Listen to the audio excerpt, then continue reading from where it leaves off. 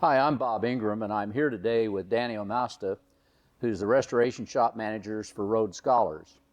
And Danny and his team have been the ones responsible for the incredible restorations on a number of the cars we're privileged to be caretakers of that have gone on to participate in and ultimately win at Pebble Beach. And behind us is 904 number 78, which Danny and his team have just finished the restoration on, and which I'm proud to say will be in this year, 2021's Pebble Beach Concours d'Elegance.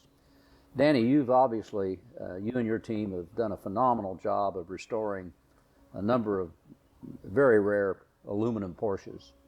What are some of the inherent challenges in restoring a Porsche that's made out of fiberglass? Some of the challenges of restoring a fiberglass car rather than an alloy or a steel car has a lot of changes depending on temperature. Is fragile sometimes, because they were used for racing, they had cracks in them. A lot of times these fiberglass bodies tend to be over restored. While they're being repaired, people add body filler, additional fiberglass, and inaccurate paint finishes. So restoring this car as an authentic, fiberglass bodied race car is very challenging. One of the other great things about Chassis 78 is how many original parts are on the car and we're in amazing shape. The dash cover is original, the seats are original, the steering wheel, obviously the whole drivetrain, chassis, and the body panels. We even have the original glass in it, the glass that they looked through at 12 Hours of Rims and a number of other races with the German markings. It's incredible how much we were able to save. Even the original headliner is inside the car right now. That's amazing. And it shows just this slight patina that really just adds so much soul to the car in so many ways. We also recreated the front headlight covers. The headlight covers were harder to shape because of the long part of it. They usually take a little finesse and to cut, and it's actually pretty time consuming to get the headlights to fit the body correctly because each car was handcrafted, so they don't fit exactly right per car. So it's not like you just go out and buy a headlight cover, one will fit the other. They don't work like that, unfortunately.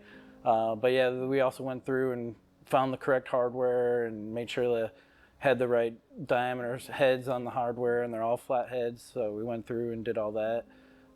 We also sourced the correct Marshall fog lights that were hard to find. They don't make them obviously no more, but we sourced some old stock lights that were brand new in the box, which was pretty cool, I thought, and we put those on and changes the whole look of the front of the car. The primary thing I did was straighten out the engine tins. There were some cracks and some dents and things like that, so welded those up and metal finished them out so that they won't vibrate, and metal finished them so there wouldn't be any body work. The exhaust, there was some internal corrosion, so we went through and tried to retain the original exhaust. We fixed some pinholes and replaced the bottom side.